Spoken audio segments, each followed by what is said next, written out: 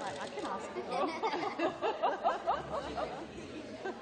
I remember vividly, as everybody does, the sheer sense of shock a year ago when the news started to come through that an MP had been attacked, and then a bit later on when the dreadful news came through that she had been murdered.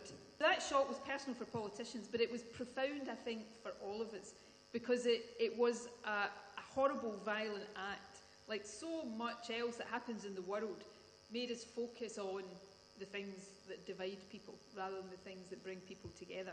So Brendan Cox, Jo's husband, and the Jo Cox Foundation have, to their great credit, been really focused on trying to celebrate Jo's memory by getting people to focus on what unites us, not what divides us. Jo's maiden speech in the House of Commons had that memorable phrase, we have more in common than anything that divides us. So that's a pretty good principle for all of us to try to live our lives. Sadly, we live in a world where a tiny minority of extremists try to divide us through acts of unspeakable violence.